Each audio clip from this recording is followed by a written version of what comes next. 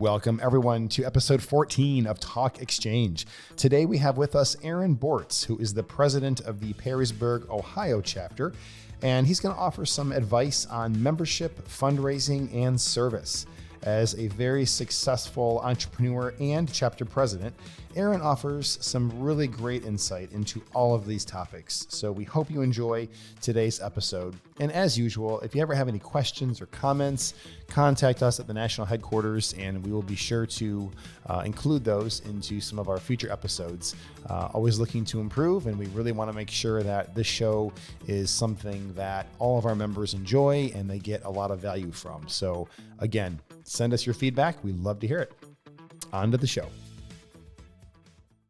Welcome to Talk Exchange. I'm Tracy Edwards. I'm super excited today to be joined by the president of the Exchange Club of Perrysburg, Ohio. Aaron Bortz has done a great job in almost renovating and revitalizing this historic club that we've all gotten to know. You know, they win awards, they perform community service, they fulfill Exchange's mission with excellence.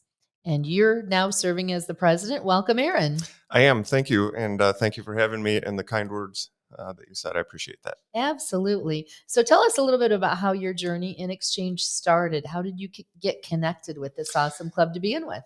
Yeah. So we were at a farmer's market in downtown Perrysburg, and my daughter and I went for ice cream, and I ran into a gentleman who's no longer an Exchange member, but he was with a current Exchange member, Tommy Struwood. And they called me over and they said, "Hey, do you know anything about Exchange Club?" And I said, "Well, I have an uncle who used to be in the Exchange." Nice. And so they invited me to a meeting. Where I was at in my life at that point was my kids were starting to get older. I have 4 kids, and it seems like there's that span of about 18 years where you just can't do anything but focus on the kids and getting everybody around, and you still have to do everything and make everything for them. So I was kind of at the point to where I thought I had some more time to do some more things outside of just raising kids. And I've wanted to be part of a service organization for a long time. I didn't know much about, I know there's many of them, but I didn't ever dig deep into any of them because I never had time. And I said, I'll go check these guys out and see what it's all about. And then I walked in and like I was saying earlier, I walk in and there's my junior high principal, my grade school gym teacher, parents of friends of mine who I grew up with and graduated high school with. So it was a really warm and welcoming place. They accepted me, instantly with arms wide open, and sat through the first meeting, saw what it was all about, filled out the paperwork, and I accepted their invitation, and I guess the rest is history. Now I'm president. It is. I want to go back to something you said, though, which I think is so interesting. We talk about this a lot because clubs sometimes talk about what is the ideal member. And sometimes they talk about millennials, right? Like we need to get young people. And really, that perfect sweet spot is where you were when that gentleman found you at the farmer's market. Every good story starts with, I was at the farmer's market, though. I love that, right? But thinking about the fact that, people who are at that point in their life where their kids maybe are on the edge of graduating high school. And I know even for me, it was a great time in my life to get involved with Exchange. My son had graduated from high school, and suddenly you find yourself with a little more time, right? So a little more money that you didn't spend on everything they did then. And when parents are so involved like you were in your child's lives, and now you do have that time and you want to do something that somewhat resembles that type of service, that type of involvement, Exchange can really fill that void, right? Have you found that? Absolutely. Absolutely. The more it's one of those things, I think service organizations you get out of it what you put into it. Yes. And so you really want to get in, dig in, find out what it's all about, see where you can pitch in. And, I remember the first thing that they told me, and the thing I tell all new prospective members is, we have a big group. You don't have to participate in everything. Right. So, and there's guys who are really good at this and guys and gals who are really good at that. And so don't feel like it's this overwhelming commitment to where you have to be at every single meeting. You have to be at every single function. Right. A lot of our functions, because of some of the things we do, which we'll touch on later, I can't be at. They're done during work hours. And our, a good majority of our group is retired. So they have time to do these great things. But, not everybody can do the same thing at an organization like this. And I think we have a nice, well-rounded group where every hole is filled, and we don't seem to have problems getting things done. That's awesome. But I think that that's partly because of the synergy and the energy that you've created in that club. It's been so great knowing that club for so many years. I've seen you kind of renovate and revitalize the members of the club. And it's been so fun and so exciting to watch. And tell us about how that happened. It has been fun, and it's been a lot of thought, but I wouldn't call it a lot of work because it is enjoyable. And one of the first things that we did when I became president was, I thought we need to get some new members in. Right. And I don't think we'd added a member maybe since I joined. Maybe one came. I'm trying to remember. Yeah, because Bill Dupke came. So Bill and I put our heads together on things that we could do, and I was making a big ask of the group to do things differently than maybe we've done for the last 25, 30 years. And we, we've got a lot of legacy guys there. We got guys with Right. 30, 40 years. And so the first thing I did was we joined the Chamber of Commerce. So what did they think when you came in? Now you're new. Now you're the president. You said, hold it. I want to do things a little bit differently. So when I got sworn in as president, I had an agenda that I typed up and that I read to the group of the things that I wanted to do. And I wasn't sure how it was going to go over because it was a lot of the same, but it was a little bit aggressive in terms of going out there, and we want to do more membership. We want to do more fundraising. We want to do more fund giving, and that is going to require some more energy from the group. We've got a lot of guys who travel to Florida for the winter. Right. Um, but the first thing I did was I came in, I joined the chamber, I went to the chamber meetings, and I started bringing new prospective members in. And the nice thing is, a couple things have happened from that. One, we've seen the trickle down now to where we have other members actively pursuing new members. And then the other thing that it did was I delegated some different responsibilities like student of the month and things like that to some key people. And I can't put my finger on any one instance that did it, but you can feel the energy in the room is just growing and growing. And we took a hit from COVID. Right. Our group took a hit from COVID. We lost Mhm. 3 members. We had 3 members pass away. Oh Yeah, gosh. not all. I don't believe they were all COVID related. We Mhm. had some other things in there, but the meetings weren't happening as regularly. Mhm. And so when we did have a meeting, it wasn't the same as they were. So the energy wasn't there. So, I think the idea of getting back in, doing some new things, and then most importantly, seeing positive results from those. Yes. And so the idea of getting new members, as soon as we hear the word new member, everybody's ears kind of perk up in the room. And so I think that it's really starting to, it's contagious. And I tell you, this group of people, a lot of them go to church together. Right. A lot of guys are in the same golf twosomes and foursomes. Mhm. They pal around a lot. Um, it's a unique, special group from my perspective, and it's fun to see this thing kind of come back to life. It is. You mentioned a lot of camaraderie. I like what you said about your plan because it shows that you were intentional. You came in with intention about a focus on membership and growing membership and a focus on fundraising and doing things differently. And you were great at getting the buy-in, and now people are excited. And it makes me think almost when they saw new people joining, they that excited them, but it also made them think, hey, I'm here and somebody else wants to be part of this too. That's awesome. It did, and it was an agenda that I came in with, and like I said, it could have gone one of two ways. Fortunately, these guys and gals recognized, what I was looking to do was nothing but positive for the club. Right. And once you get that buy-in, I find the same thing in my work life. If you're willing to do the work as well, not just Mhm. give the agenda, but dig in and do the work, then it kind of becomes contagious. And it's been a lot of fun to watch. This has been a big. It's not an accomplishment on my part. It's a great accomplishment on the club's part. Absolutely. And I love that because I saw when I came to the meeting too, the involvement and the excitement of everybody. So again, great buy-in. They're all excited and it's so much fun to see and a great example for clubs nationwide. We have a lot of clubs in the same situation, right? Especially post-COVID where they needed that boost, that burst of energy for somebody to continue.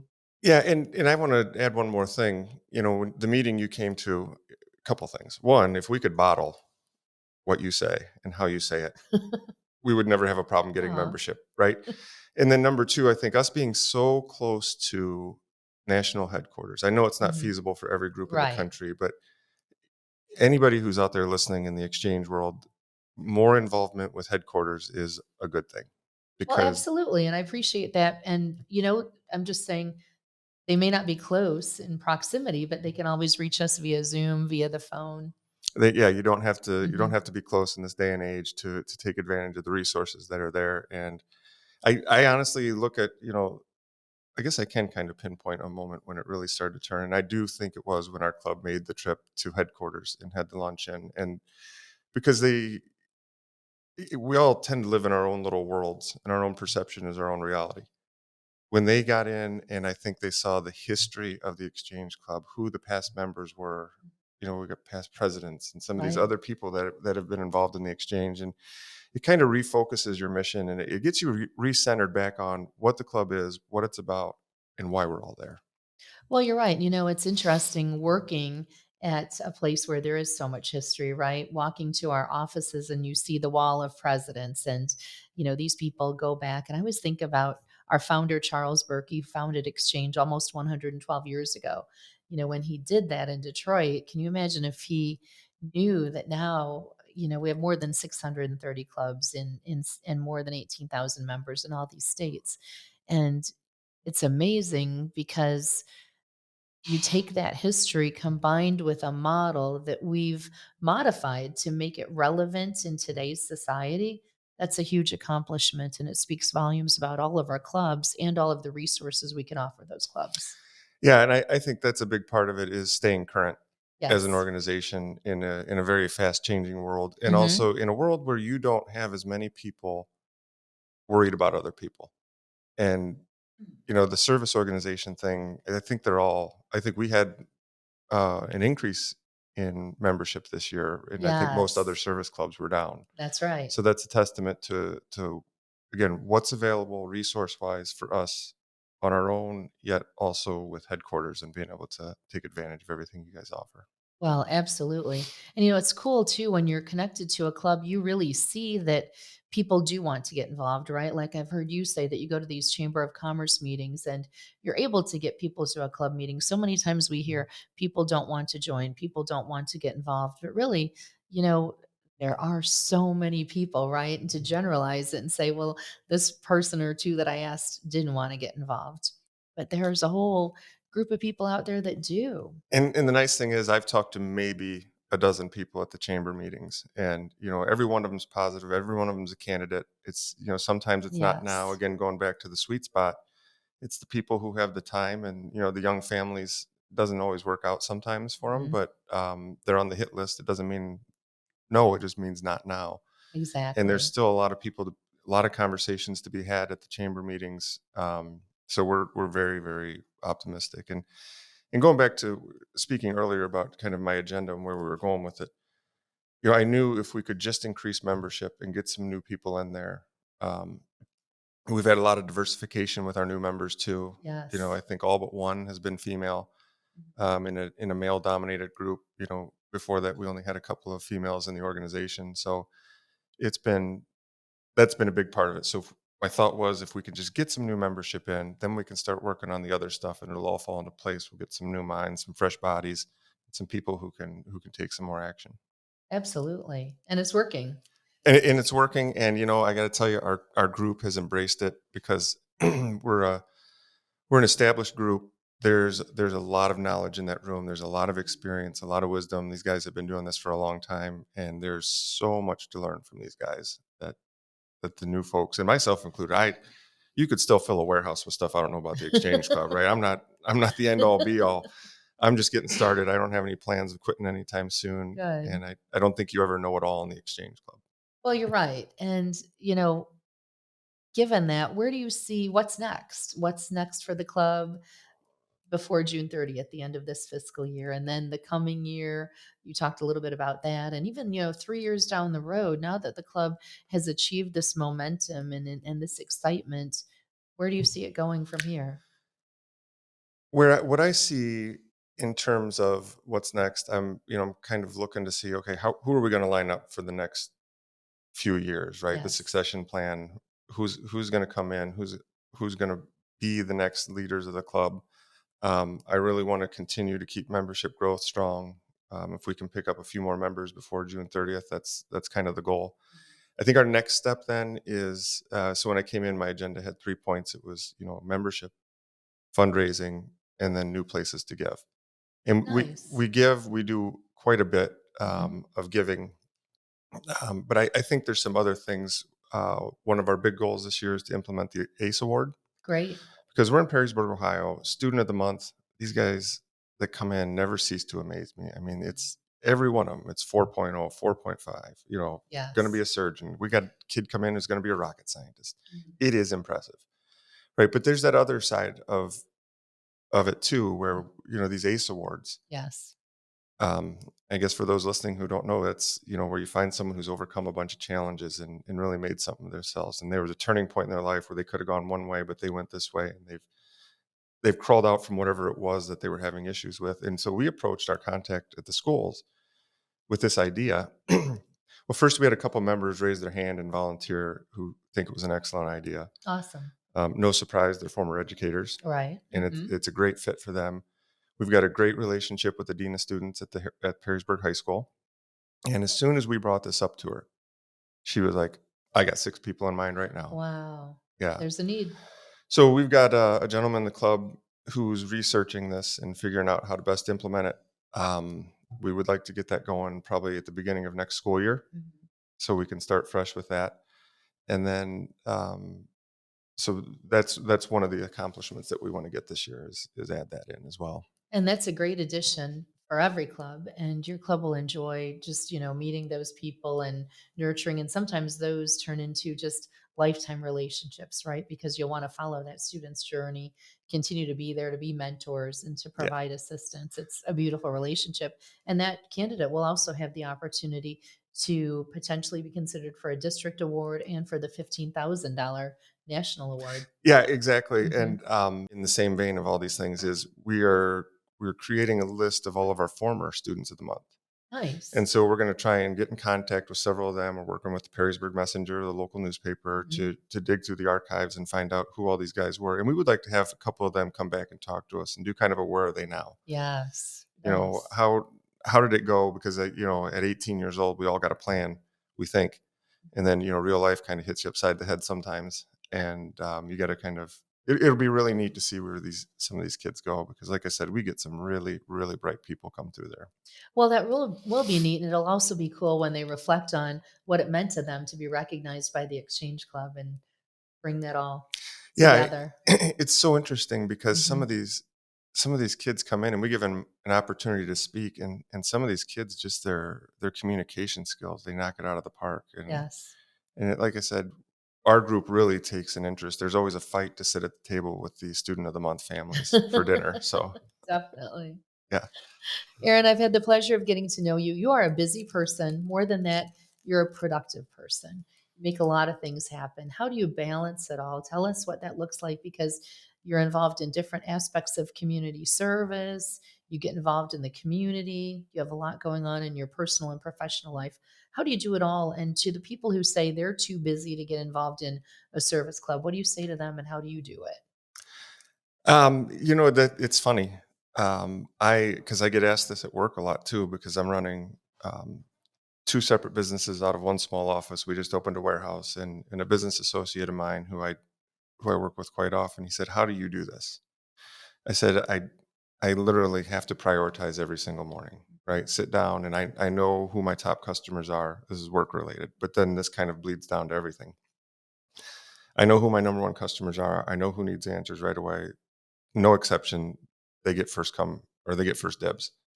And then I kind of go down the pecking order from there. I make sure that, everybody, either I get back to them or they know I'm getting back to them. But it's, the biggest thing that I've done in the last 3 years is I've surrounded myself with really good people. Yes. And when you can do that, that's the same thing I did at the Exchange Club, right? So we built our little team of people who are helping me handle all the different things, and with the student of the month and new membership, and getting other people in. It's I always had the personality, the mindset of I'll just do it myself. And once I started to learn to delegate and give things away, it frees up a lot of time, because I had 5 or 6 things pop up this week for the Exchange Club. I was overwhelmed. I was like, "Don't get overwhelmed. You know who can handle this." And I would delegate everything out to these guys, and then I get whoever needed to be together on the email chain, and I just monitor the emails to make sure it was getting handled, and I let them figure it out, and I don't have to micromanage every single thing. I used to be a micromanager. Really? Yeah, and I still am to a certain Yeah. degree, right? But honestly, it's, any organization is made up of good people, and whether that's a business or a service organization, Mhm. it's leaning on the good people. Absolutely. Yeah. You have a good team. And then the same thing goes at home, right? So Right. I got a pretty darn good wife who handles things very, very well at home. Things that Absolutely. I'll tell you a funny story. I remember when we first got married and had a couple kids, I was traveling a lot. So I'd be gone for like 3 days at a time. I'd come home, and then it'd be like Saturday afternoon. And she'd be like, "Okay, I'm going to go and run some errands. I'll be gone for 3 hours." And I'm like, 3 hours? What am I going to do? Right. She's like, you were just gone for 3 days. Yes. So she definitely has that skill set. And so again, just more good people. The house is an organization too. Definitely. Well, you've done a great job organizing the Exchange Club of Perrysburg, and this is a great example for all clubs listening, and even for people who are listening who are not familiar with an exchange club. What do you say to them? I say, like I say with and this is my personality type again, is dig in, go check it out, do some research. There's so much available online now to understand these clubs.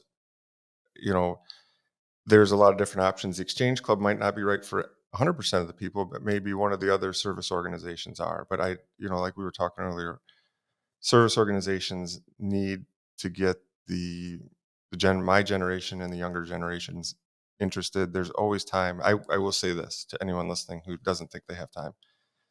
Nobody has time. We're all busy, That's right? right. And I find that when Monday night comes around, it's our Exchange Club meeting. Yes, it is a crunch for me to get everything done I need to do Mhm. the 3 days leading up and making sure I get it. But I will also tell you this: when I walk out of there at 8:30 on Monday night, I feel better about that than I do anything I accomplish in business or anything other aspect of my life. I'm always so glad that I went and poured my heart and soul into that meeting. Wow, that's a great testimonial. It Makes really, it worth it. it does. It's interesting because you have to have to switch gears so fast, and come out of the workday and jump right into the Exchange Club.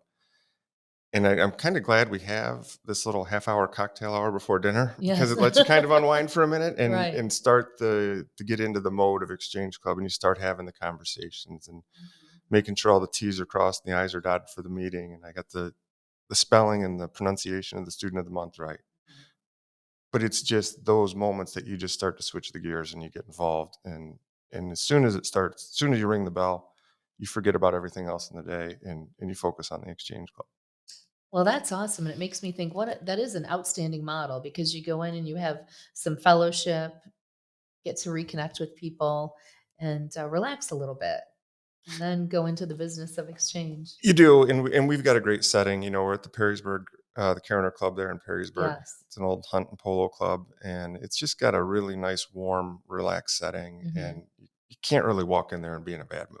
That's true. And so that helps. That does help. That is true. That helps, and the different personalities in the group. You know, it's just sometimes I just sit back and I enjoy watching all these guys interact. And like I said, they're friends, and you see them each ribbing each other Mhm. about the football game the weekend Right. before, or the guys' golf games, or something like that. Mhm. So it's a fun time. It really is. What advice would you give, Aaron, to a club who's listening, a club president who's listening, who maybe wants to make some changes in the club, maybe has people who are tired, kind of maybe stagnant in the club? What advice do you have for that person? The number one thing I think, and I think this transcends across business, family, and clubs, is you want to lead by example. But I think you need to have a plan, and you have to communicate very clearly what you want to do. Because if you just come in barking orders, so to speak, and you just start trying to make a bunch of changes, it ain't gonna happen. True. You're gonna get you're going to get a bunch of pushback and you're going to get ousted. I'm a big believer. I have a saying, a couple sayings, but this saying is, if you want someone to do something, you have to make it their idea, right? So have some conversations with people, let them understand what you're trying to do as opposed to what you're going to do, and let them kind of be a part of the solution. Let them have some Mhm. say in it, right? Because if you just come in and you start telling everybody what to do, like I said, it's not going to work out. If you let them have some say in everything and give them some ownership of it, right? Because then Yes. it's on them to help accomplish it. And Mhm. like I said, when we were getting things going at this club, there was several key people that I would have conversations with and just get their opinions and their ideas. I don't think my ideas were 100% right. My agenda that I came in with was not all my ideas. It was a culmination of conversations. And then Sure. once you kind of get people on board, I find they'll run through walls with you. Mhm. I really do. And so that's kind of the model that I've been using both professionally and at the service organization level. Well, it's definitely working. So congratulations on that success and how you've, just again re-energized people. You did mention the relationship with the Chamber of Commerce, and that's a Mhm. great solution that we recommend for all of our exchange clubs because so many times people don't know where to go to find people, right? Depending on their job, their personality. Talk about their relationship with the Chamber of Commerce and what advice you would give for other clubs in that regard. Where I would start is what I did is I reached out to the Chamber of Commerce and I wanted to talk to whoever was in charge there. And luckily for me, the fellow that had just come in went to the same high school as me, played basketball just like me. He was a few years behind me. He had just taken over the chamber, and he inherited a chamber that maybe wasn't really up to par. Okay. And so we had a lot of discussions. He is a future member. He's got Good. some young kids at home, but he's definitely on the radar. I don't want to push him too Good. hard, Right. but we started having conversations, and he kind of gave me the lowdown. Like, for instance, the one thing that our chamber does that would be a great idea if the others don't is he gives us a day. Like, we're going to have a day, I think, at the end of the year where service organizations get to stand up and give a 15 to 20-minute presentation on who their club Awesome. is and what they do, and ask them. The other thing that's great about our chamber, and I suppose if you approached any other chamber, is, and our group loves this, whenever there's a soft opening for a restaurant, a Yes. lot of these places invite the service organization. So we'll get emails and it's, next thing you know, we got 15 guys and their families going to a Mhm. restaurant for a free meal and, being part of that first run. And I never realized this, how much communities really do like to reach out to service organizations and how much they utilize them for things like that. And in the chamber, our experience has been they're very, very service organization friendly. And it's kind of funny because when you're in a service organization and you're at the chamber, nobody f- nobody feels like you're there to try and sell them something. Because Interesting. chamber Yes. is kind of a networking opportunity, right? Everybody's Sure. like, "Hey, I do this. What are you Mhm. doing? Well, maybe you can use this or that." No, but you really kind of disarm everyone by being part of a service organization, and then Certainly. they almost feel like if they don't spend time with you, they're being kind of a jerk for not wanting to hear about. That's a great perspective. You know Yeah. what's cool though? Speaking of the networking opportunity, it's so great because what we have found is when people are part of a club, and you need a service or a business service, you do business with your fellow members, right? Because you've grown to trust them and you know what they do and you learn about them. So that's how that just naturally happens over time, right? Yeah, it does. And the people you meet pass the word on for you too, right? The Mhm. number one way to get new anything is through referrals, right? Absolutely. That's a cost-free lead, and it's always nice and warm. And if somebody refers you, that means you've done a good job. So we're starting to see that as well. Mhm. New members reaching out to new people, saying, "Hey, I was just where you are 6 months ago. I joined. This is great." So we're starting to see some of that. And then you also have reference, say, "Hey, maybe if you're interested, talk to so and so over there. They just joined, get their perspective and see what their take is on it." And Right. Or it's somebody new to town, what better way to get to know people than to join a club like the Exchange Club? yep, Mhm. that's a great approach as well. And Mhm. so we're taking full advantage of the chamber opportunity. And so far it's, I mean, geez, it costs like $200 or something for the Right. year, right? 4 new members right out of the gates. Worth it. Definitely worth the money. Yeah. Awesome. Yeah. Well, it's been so great talking with you and learning about everything you're making happen in Perrysburg and beyond. And thank you for being a valued leader in exchange. Anything we didn't cover today that you'd like to say to the audience? First, a couple things. Sure. If I got the microphone, I'm going to use it. Please. Obviously, big thank you to my wife who supported me in all this, right? Because I've Yes. always got a harebrained scheme, and she always supports it. And some are better than others. It's amazing as I got into my 40s, the harebrained schemes have been working out better and better. So maybe Nice. I'm a late bloomer, right? We all peak at different times. Yes. But really, just to our group, they're just such a fantastic group of individuals, and I appreciate every one of those people so much, and appreciate everything that they've built, so that we have the opportunity to carry this legacy on for them. Absolutely. Yeah, and then honestly, if anybody's listening, they have questions, want to reach out, just talk exchange. Anybody's free to contact me, and we'll make a time to talk, and I'd love to do it. Fantastic. And feel free to like the Exchange Club of Perrysburg on Facebook and contact Aaron via our Exchange Club members page. Of course, go to nationalexchangeclub.org for more. Aaron, thank you. Thank you so much, Tracy. It's been a pleasure.